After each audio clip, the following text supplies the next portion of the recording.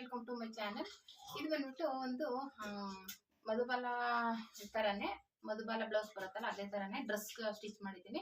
ಮತ್ತು ಇದೊಂದು ಸ್ಲೀವ್ಸು ನೋಡಿ ಈ ರೀತಿ ಆಲ್ರೆಡಿ ನಾನು ಬೇರೆಯವ್ರು ಹೊಲ್ಕೊಟ್ಟಿದ್ದೆ, ನಾನು ಹೊಲ್ಕೊಂಡಿರಲಿಲ್ಲ. ಇದು ಯಾಕೋ ಇಷ್ಟ ಆಯಿತು. ಇದು ಲೇಸ್ ಕೊಟ್ಟು ಹೊಲ್ದಿದ್ದೀನಿ, ತುಂಬ ಚೆನ್ನಾಗಿ ಬಂದಿದೆ ನೋಡಿ. ಇದು ಬಟ್ಟೆ ಜಾಸ್ತಿ ಬೇಕು, ಹಾಗಾಗಿ ಸೀರೆಲ್ ಆದರೆ ಈ ಥರ ಹೊಲಿಬೋದು, ಇಲ್ಲಾಂದರೆ ಎಕ್ಸ್ಟ್ರಾ ಪೀಸ್ ತೊಗೋಬೇಕಾಗುತ್ತೆ. ಬ್ಲೌಸ್ಗಳಲ್ಲಿ ಹೊಲಿಯೋಕ್ಕೆ ಸ್ವಲ್ಪ ಕಷ್ಟ ಆಗುತ್ತೆ, ಮತ್ತು ಒಳಗಡೆಗೂ ಬಟ್ಟೆ ಕೊಟ್ಟಿರೋದ್ರಿಂದ ಇದಕ್ಕೆ ಎಕ್ಸ್ಟ್ರಾ ಪೀಸ್ ಕೊಡಬೇಕಾಗುತ್ತೆ. ಈ ಥರ ಆಲ್ರೆಡಿ ಒಂದು ಹೊಲಿಯಕ್ಕೆ ಬಂದಿದೆ, ಹೊಲಿಬೇಕು. ಇದು ಬಂದ್ಬಿಟ್ಟು ಈ ಥರ ಟ್ಯಾಗ್ ಕಟ್ಟಿದ್ದೀನಿ, ಮತ್ತು ಹಿಂದೆ ಬಂದ್ಬಿಟ್ಟು ಬೋಟ್ ನೆಕ್ ಇಟ್ಟಿದ್ದೀನಿ. ಈ ಥರ ಬೋಟ್ ನೆಕ್ ನನಗಂತೂ ಕಾಣಿಸ್ತಾ ಇಲ್ಲ ಹೆಂಗೆ ಬಂದಿದೆಯೋ ಏನೋ. ಈ ಥರ ಇದೆ.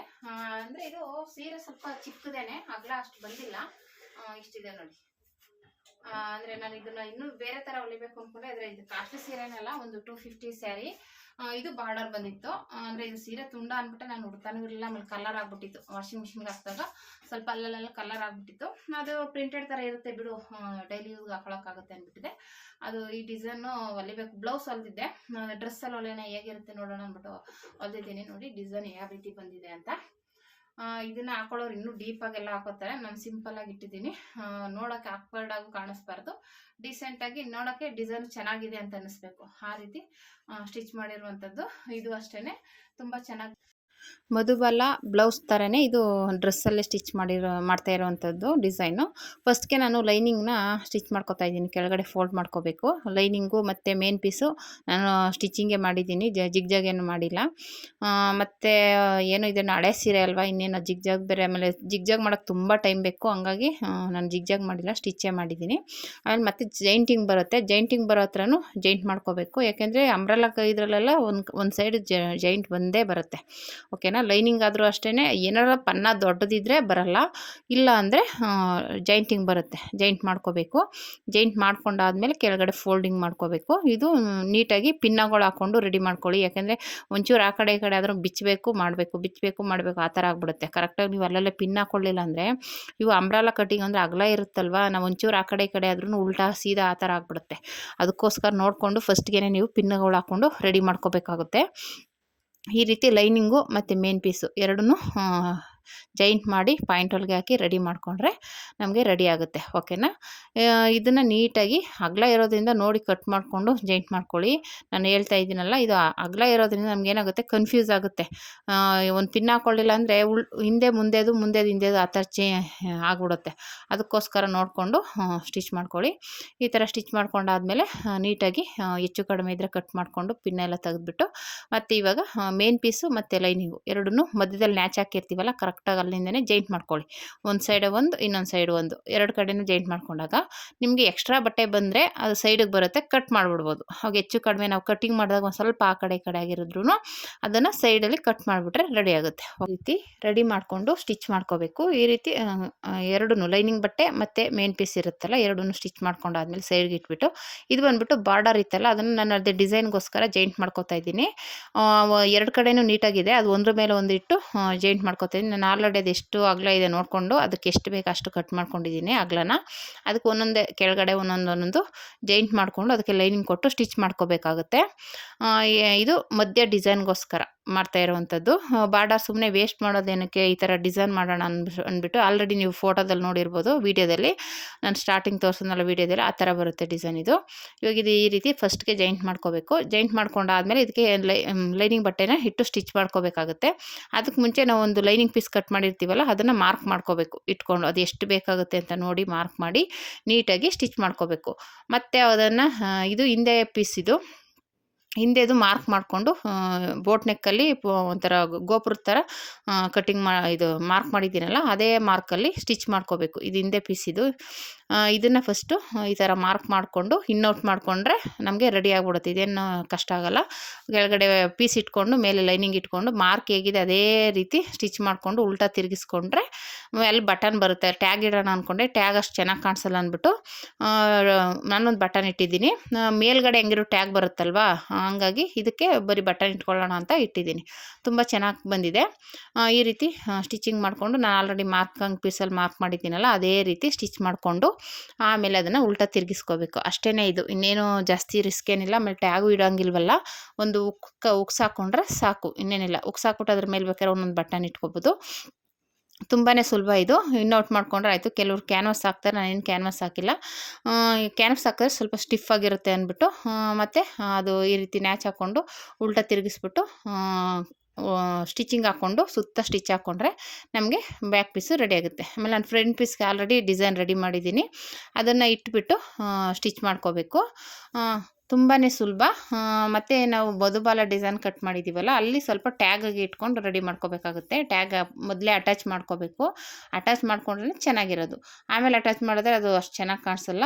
ಒಳಗಡೆ ಇಟ್ಟು ಸ್ಟಿಚ್ ಮಾಡ್ಕೊಬಿಟ್ರೆ, ಇನ್ನೌಟ್ ಮಾಡ್ಕೊಂಬಿಟ್ರೆ ಒಂಥರ ನೋಡೋಕ್ಕೆ ಸ್ಟಿಫಾಗಿ ಕುಂತ್ಕೊಳ್ಳುತ್ತೆ. ಓಕೆನಾ. ಇವಾಗ ಇದನ್ನು ಈ ರೀತಿ ಇನ್ನೌಟ್ ಮಾಡಿಕೊಂಡು ಆ ತುದಿಲಿ ಸ್ವಲ್ಪ ಬಟ್ಟೆ ಈಚೆಗೆ ಬರಲ್ಲ, ಅಲ್ಲಿ ಸೂಜಿಲಿ ತೆಗೀರಿ. ಯಾಕೆಂದರೆ ಅದು ಗೋಪುರದ ಥರ ಡಿಸೈನ್ ಮಾಡಿರೋದ್ರಿಂದ ಅಲ್ಲಿ ನೀಟಾಗಿ ಬರಲ್ಲ ಬಟ್ಟೆ ಇನ್ನೌಟ್ ಮಾಡಿದಾಗ. ಹಂಗಾಗಿ ನೀಟಾಗಿ ತೆಗೆದುಬಿಟ್ಟು ಒಂದು ಪಾಯಿಂಟ್ ಒಳಗೆ ಹಾಕ್ಕೊಂಡ್ರೆ ರೆಡಿ ಆಗುತ್ತೆ ಡಿಸೈನ್. ಇದು ತುಂಬಾ ಸುಲಭ. ಇದು ನೋಡೋದಕ್ಕೆ ಹಂಗೆ ಕಷ್ಟ ಅನಿಸುತ್ತೆ. ಸಲ ಒಂದು ಡ್ರೆಸ್ ನಿಮಗೆ ಸ್ಟಿಚಿಂಗ್ ಬಂತು ಅಂದರೆ ಆರಾಮಾಗಿ ಸ್ಟಿಚ್ ಮಾಡ್ಬೋದು. ಯಾವ ಡಿಸೈನ್ ಬೇಕಾದರೂ ಸ್ಟಿಚ್ ಮಾಡ್ಬೋದು.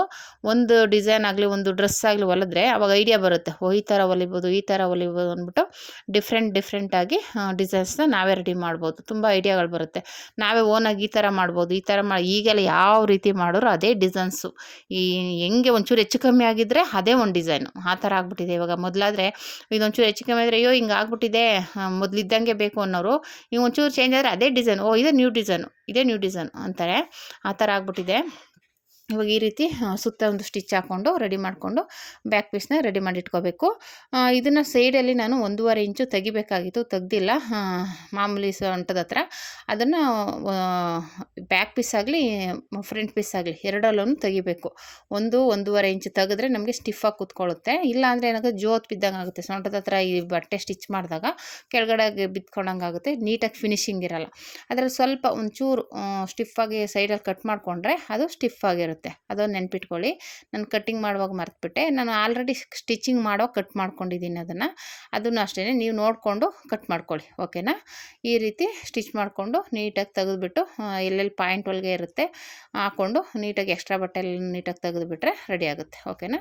ಮಾಮೂಲಿ 2 ಕಡೆನೂ ಡಾಟ್ ಹಿಡಿದುಬಿಟ್ರೆ ನಮಗೆ ಬ್ಯಾಕ್ ಪೀಸ್ ರೆಡಿ ಆಯಿತು. ನಾನು ಬ್ಯಾಕು ಫ್ರಂಟು ಒಂದೇ ಥರ ಡಾಟ್ ಹಿಡ್ದಿದ್ದೀನಿ ನೋಡಿ. ಈ ರೀತಿ ಬಂದಿದೆ ಬ್ಯಾಕ್ ಪೀಸ್ದು ಡಿಸೈನು. ಇವಾಗ ಇದು ಫ್ರಂಟ್ ಪೀಸ್ದು ಆಲ್ರೆಡಿ ನಾನು ಡಿಸೈನ್ ಸ್ಟಿಚ್ ಮಾಡಿ ಇಟ್ಕೊಂಡಿದ್ದೀನಿ. ಇದನ್ನು ಕಟಿಂಗ್ ಮಾಡಿಬಿಟ್ಟು ಇನ್ನೌಟ್ ಮಾಡ್ಕೊಳ್ಳೋದು ಅಷ್ಟೇ. ಏನು ಶೇಪ್ ಇದೆ ಆ ಶೇಪ್ಗೆ ಕಟ್ ಮಾಡ್ಕೋಬೇಕು. ಆಲ್ರೆಡಿ ಮಾರ್ಕಿಂಗ್ ಪೀಸಲ್ಲಿ ಮಾಡಿದ್ದೀನಲ್ಲ, ಆ ಸ್ವಲ್ಪ ಒಂಥರ ಪಾರ್ಟ್ ಶೇಪಲ್ಲಿ ಬರುತ್ತೆ, ಮಧ್ಯದಲ್ಲಿ ಡಿಸೈನ್ ಬರುತ್ತೆ. ಓಕೆನಾ. ಇದನ್ನು ಅಷ್ಟೇ, ಈ ಮಧ್ಯದಲ್ಲಿ ಏನು ಪೀಸ್ ಇದೆ ಈ ಪೀಸ್ನ ಅದರ ಮೇಲೆ ಇಟ್ಟು ಸ್ಟಿಚ್ ಮಾಡ್ಕೋಬೇಕು. ಅಂದರೆ ಅದರ ಅಳತೆಗೆ ಕರೆಕ್ಟಾಗಿ ಇಟ್ಕೊಂಡು ಮಾರ್ಕ್ ಮಾಡಿಕೊಂಡು ನಾವು ಸ್ಟಿಚ್ ಮಾಡ್ಕೋಬೇಕಾಗುತ್ತೆ. ಓಕೆನಾ.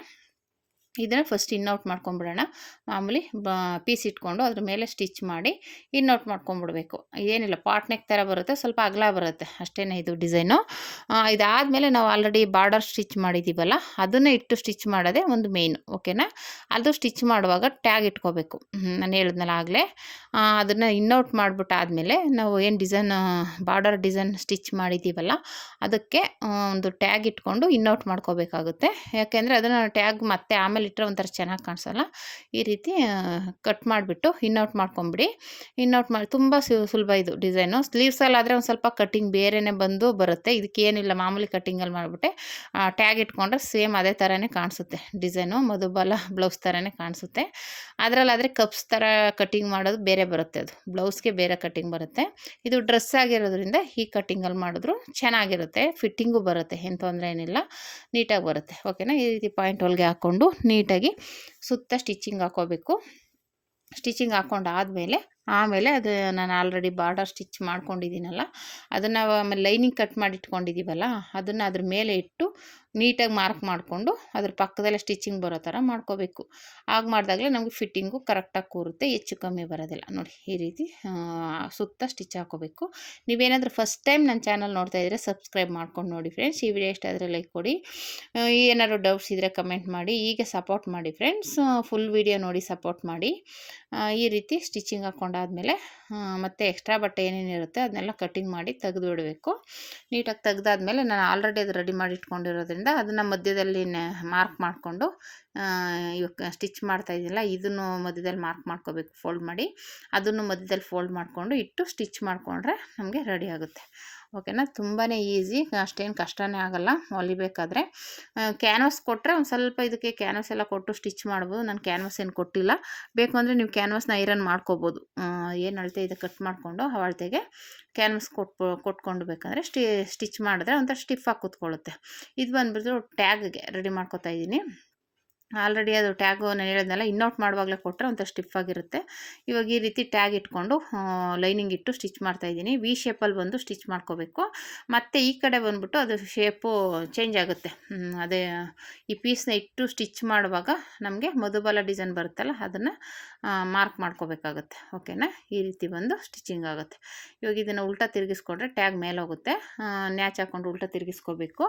ಈ ರೀತಿ ಆದಮೇಲೆ ನಾವೇನು ಫಸ್ಟೇ ಸ್ಟಿಚ್ ಮಾಡಿ ಇಟ್ಕೊಂಡಿದ್ದೀವಲ್ಲ, ಅದನ್ನ ಇಟ್ಟು ಸ್ಟಿಚ್ ಮಾಡಿಕೊಂಡ್ರೆ ನಮಗೆ Madhubala design, Madhubala blouse design ready ಆಗುತ್ತೆ. ಓಕೆನಾ, ಈ ರೀತಿ ಇನ್ನೌಟ್ ಮಾಡಿಕೊಂಡು ಟ್ಯಾಗ್ನ ಮೇಲೆ ಎತ್ಬಿಟ್ಟು ಪಾಯಿಂಟ್ ಹೊಲಿಗೆ ಹಾಕ್ಕೊಂಡ್ರೆ ರೆಡಿ ಆಗುತ್ತೆ. ಮತ್ತು ಸುತ್ತ ಸ್ಟಿಚ್ ಹಾಕ್ಕೊಂಡು ಎಕ್ಸ್ಟ್ರಾ ಬಟ್ಟೆ ಇರೋದನ್ನ ತೆಗೆದುಬಿಟ್ಟು, ಆಲ್ರೆಡಿ ನಾನು ಮಾರ್ಕ್ ಮಾಡಿರ್ತೀವಲ್ಲ, ಸ್ಟಿಚ್ ಮಾಡಿರ್ತೀವಲ್ಲ ಲೈನಿಂಗ್ ಮೇಲೆ, ಹಾಗಾಗಿ ಅಷ್ಟು ಕಷ್ಟ ಏನಾಗಲ್ಲ. ಆಮೇಲೆ ಅದನ್ನ ಉಲ್ಟಾ ತಿರುಗಿಸ್ಕೊಂಡು ಈ ರೀತಿ ಪಿನ್ ಹಾಕ್ಕೊಂಡು ತಿರುಗಿಸ್ಕೋಬೇಕು ಅಷ್ಟೇ. ಇದು ತುಂಬ ಈಸಿಯಾಗಿ ಮಾಡ್ಕೋಬೋದು. ನೋಡೋದಕ್ಕೆ ತುಂಬ ಬ್ಯೂಟಿಫುಲ್ಲಾಗಿದೆ. ಒಂದ್ಸಲ ಟ್ರೈ ಮಾಡಿ. ನಿಮ್ಮ ಹಳೆ ಸೀರೆಗಳಿದ್ರೆ ಈ ಥರ ಡಿಸೈನಾಗಿ ಹೊಲ್ದು ಹಾಕೋಬೋದು. ಹೊಸದೇ ತೊಗೋಬೇಕು ಅಂತಿಲ್ಲ. ನಾವು ಹೊಲ್ದಿರೋ ತೊಗೋಬೇಕು ಅಂದರೆ ಸಾವಿರಾರು ರೂಪಾಯಿ ಆಗುತ್ತೆ. ನಿಮ್ಮ ಸ್ಟಿಚಿಂಗ್ ಬಂತು ಅಂದರೆ ಬರೀ ಬಟ್ಟೆಗೆ ಅಷ್ಟೇ ದುಡ್ಡು ಕೊಡಬೇಕು, ನೀವು ಸ್ಟಿಚಿಂಗು ದುಡ್ಡು ಕೊಡೋ ಅಷ್ಟಿರಲ್ಲ. ಹಾಗಾಗಿ ಸ್ಟಿಚಿಂಗ್ ದುಡ್ಡು ಉಳಿಯುತ್ತಾ. ಏನೋ ಹಳೆ ಸೀರೆ ಇದ್ದರೆ ನೀವೇ ಹೊಲ್ಕೋತೀವಿ ಅಂದರೆ ಲೈನಿಂಗ್ ಒಂದು ದುಡ್ಡು ಕೊಡಬೇಕಾಗುತ್ತೆ. ನೀವೇ ಕಲ್ತಿದ್ರೆ ನೀವೇ ಹೊಲ್ಕೊಂಡ್ರೆ ಕೂಲಿ ದುಡ್ಡು ಉಳಿಯುತ್ತೆ. ಪೀಸು ತರುವಂಗಿಲ್ಲ, ಲೈನಿಂಗ್ ಒಂದಕ್ಕೆ ದುಡ್ಡು ಕೊಡಬೇಕಾಗುತ್ತೆ ನೀವು. ಓಕೆನಾ, ನೋಡಿ ಈ ರೀತಿ ಮಾರ್ಕ್ ಮಾಡಿಕೊಂಡು ಕರೆಕ್ಟಾಗಿ ಹೋಗಿ ಇಟ್ಕೊಂಡು ಸ್ಟಿಚ್ ಮಾಡ್ಕೋಬೇಕು. ನೀಟಾಗಿ ಇದನ್ನು ಸ್ಟಿಚ್ ಮಾಡ್ಕೊಂಡಾದಮೇಲೆ ನಾನು ಹೇಳ್ದಂಗೆ ಇಲ್ಲಿ ಕರೆಕ್ಟಾಗಿ ಅಲ್ಲಿ ಶೇಪ್ ಚೇಂಜ್ ಮಾಡ್ಕೋಬೇಕಾಗುತ್ತೆ. ಮಧುಬಾಲ ಡಿಸೈನ್ ಶೇಪ್ ಬರುತ್ತಲ್ಲ, ಆ ಶೇಪ್ನಲ್ಲಿ ಚೇಂಜ್ ಮಾಡಿಕೊಂಡು ನೀಟಾಗಿ ಫೋಲ್ಡ್ ಮಾಡಿಕೊಂಡು ಅಡ್ಜಸ್ಟ್ ಮಾಡಿ, ಆಮೇಲೆ ಲೇಸ್ ಕೊಡ್ತಾಯಿದ್ದೀನಿ, ಸಣ್ಣದು ಲೇಸು. ಅಂದರೆ ಆ ಡಿಸೈನ್ಗೆ ಲೇಸ್ ಕೊಟ್ರೆ ನಮ್ಗೆ ಕಾಣಿಸೋದು, ಇಲ್ಲಾಂದರೆ ಆ ಡಿಸೈನ್ ಆ ಥರ ಇದೆ ಅನ್ನೋದೇ ಗೊತ್ತಾಗಲ್ಲ. ಅದಕ್ಕೋಸ್ಕರನೇ ಅದು ಸಣ್ಣದು ಗೋಲ್ಡ್ ಕಲರ್ ಲೇಸ್ ಇತ್ತು, ಆ ಲೇಸ್ನ ಕೊಡ್ತೆ. ಸಣ್ಣದು, ದೊಡ್ಡದೇನಲ್ಲ, ಸ್ವಲ್ಪ ಡಿಸೈನಾಗಿ ಕಾಣಿಸ್ಲಿ ಅಂದ್ಬಿಟ್ಟಿದೆ. ಅದಕ್ಕೆ ಮ್ಯಾಚಿಂಗ್ ಆಗಿತ್ತು, ಅದಕ್ಕೆ ಸ್ವಲ್ಪ ಲೇಸ್ ಕೊಡ್ತಾಯಿದ್ದೀನಿ. ಓಕೆನಾ, ಈ ರೀತಿ ಮಾಮೂಲಿ ಔಟ್ಲೈನಲ್ಲೂ ಒಂದು ರೌಂಡು ಪಾಟ್ ನೆಕ್ ಇದೆಯಲ್ಲ, ಅದಕ್ಕೂ ಲೇಸ್ ಕೊಟ್ಟರೆ ತುಂಬ ಬ್ಯೂಟಿಫುಲ್ಲಾಗಿರುತ್ತೆ. ಓಕೆನಾ, ಅವಾಗ ಆ ಥರ ಡಿಸೈನು ನೀಟಾಗಿ ಕಾಣಿಸುತ್ತೆ. ಈ ರೀತಿ ಸ್ಟಿಚ್ ಮಾಡಿಕೊಂಡ್ರೆ ರೆಡಿ ಆಯಿತು. ಇವಾಗ ಇದಕ್ಕೆ ನಾವು ಮಾಮೂಲಿ ನ್ಯಾಚ್ ಹಾಕಿರ್ತೀವಲ್ಲ ಮಧ್ಯ, ಅಲ್ಲಿಟ್ಕೊಂಡು ಕೆಳಗಡೆ ಲಂಗನು ಮತ್ತು ಇದನ್ನು ಅಟ್ಯಾಚ್ ಮಾಡಿದ್ರೆ ನಮಗಿದು ಮಧುಬಾಲ ಡ್ರೆಸ್ ಅಂತಲೇ ಹೇಳಬೇಕು ಅಷ್ಟೇ. ಮಧುಬಾಲ ಬ್ಲೌಸ್ ಇತ್ತು, ಇದು ಮಧುಬಾಲ ಡ್ರೆಸ್ ಅಂತ ಹೆಸರು ಇಟ್ಟಿದ್ದೀನಿ. ಹೇಗೆ ಅನಿಸುತ್ತೆ? ಮಾಮೂಲಿ ಮಧುಬಾಲ ಬ್ಲೌಸ್ ಥರನೇ ಇದೆಯಲ್ವ, ಅದಕ್ಕೆ ಮಧುಬಾಲ ಡ್ರೆಸ್ ಅಂತಲೇ ಹೇಳ್ಬೋದು. ತುಂಬ ಚೆನ್ನಾಗಿ ಬಂದಿದೆ ಡಿಸೈನ್ ಅಂತೂ. ನಾನು ವೇರ್ ಮಾಡಿ ತೋರಿಸಿದ್ನಲ್ಲ ಎಷ್ಟು ಸಖತ್ತಾಗಿ ಬಂದಿದೆ ಅಂತ. ಆದರೆ ಕೆಳಗಡೆ ಮಾತ್ರ ಇನ್ನೊಂದು ಸ್ವಲ್ಪ ಅಗಲ ಬಂದಿದ್ರೆ ಚೆನ್ನಾಗಿರೋದು ಅನ್ನಿಸ್ತು. ಎಷ್ಟೇ ಅಗಲ ಬಂದರೂ ಅದು ಹಂಗೆ ಇದ್ರಾಗುತ್ತಲ್ವಾ, ಇರಲಿ ಬಿಡು. ಆಮೇಲೆ ಸೀರೆ ಇದು ಪನ್ನ ಚಿಕ್ಕದು, ಹಂಗಾಗಿ ಈ ರೀತಿ ಬಂದಿದೆ ನೋಡಿ ಡಿಸೈನ್. ಇವಾಗ ಇದಕ್ಕೆ ನಾವು ಲಂಗ ಆಲ್ರೆಡಿ ಸ್ಟಿಚ್ ಮಾಡಿರೋದ್ರಿಂದ ಅದು ಮಧ್ಯದಲ್ಲಿ ಇಟ್ಕೊಂಡು ಫಸ್ಟು ಮಧ್ಯದಲ್ಲಿ ನ್ಯಾಚ್ ಹಾಕ್ಕೊಂಡು ಒಂದು ಕಡೆ ಸ್ಟಿಚ್ ಮಾಡ್ಕೊಳ್ಳಿ, ಮತ್ತು ಇನ್ನೊಂದು ಕಡೆ ಸ್ಟಿಚ್ ಮಾಡ್ಕೊಳ್ಳಿ. ಆ ಥರ ಮಾಡೋದ್ರಿಂದ ಮಧ್ಯೆ ನೀಟಾಗಿ ಬರುತ್ತೆ. ಇಲ್ಲಾಂದರೆ ಏನಾಗುತ್ತೆ, ಆ ಕಡೆ ಜಾರ್ಕೊಂಡು ಹೆಚ್ಚು ಕಮ್ಮಿ ಆಗಿಬಿಡುತ್ತೆ. ಓಕೆನಾ, ಈ ರೀತಿ ರೆಡಿ ಮಾಡ್ಕೊಳ್ಳಿ. ನಾನು ಇದು ಸ್ಲೀವ್ಸ್ ಬೇರೆ ವೀಡಿಯೋ ಹಾಕಿದ್ದೀನಿ, ಅದು ಡಿಸೈನ್ ಸ್ಲೀವ್ಸ್ ಆಗಿರೋದ್ರಿಂದ ಇದಕ್ಕೆ ಆ್ಯಡ್ ಮಾಡಿಲ್ಲ. ವೀಡಿಯೋ ಲೆಂತಿ ಆಗುತ್ತೆ ಅಂದ್ಬಿಟ್ಟು ಅದು ನೆಕ್ಸ್ಟ್ ವೀಡಿಯೋದಲ್ಲಿ ಹಾಕಿದ್ದೀನಿ, ನೋಡಿ ಚೆಕ್ ಮಾಡಿ. ಅದು ಒಂದು ಸ್ವಲ್ಪ ಡಿಸೈನಾಗಿ ಹೊಲ್ದಿದ್ದೀನಿ, ಅದಕ್ಕೋಸ್ಕರನೇ ಇದಕ್ಕೆ ಆ್ಯಡ್ ಮಾಡಿಲ್ಲ ಅದು ಡಿಸೈನ್ನ ನಾನು. ಈ ರೀತಿ ಇದು ಲಂಗನ ಅಟ್ಯಾಚ್ ಮಾಡಿಕೊಂಡ್ರೆ ನಮಗೆ ಲಂಗ ಗೌನ್ ರೆಡಿ ಆಗುತ್ತೆ. ಸ್ಲೀವ್ಸ್ ಆಲ್ರೆಡಿ ನಾನು ಹೇಳಿದ್ನಲ್ಲ, ಅದು ಬೇರೆ ವಿಡಿಯೋ ಇದೆ, ನೆಕ್ಸ್ಟ್ ಆ ವಿಡಿಯೋನು ಬೇಕಾದರೆ ಚೆಕ್ ಮಾಡಿ. ಈ ರೀತಿ ಬಂತು ಬ್ಯಾಕ್ ಪೀಸು, ಮತ್ತು ಫ್ರಂಟ್ ಪೀಸ್ ಬಂದ್ಬಿಟ್ಟು ಈ ರೀತಿ ಬಂತು. ಓಕೆನಾ, ಈ ರೀತಿ ಬಂತು ನೋಡಿ. Thank you for watching friends.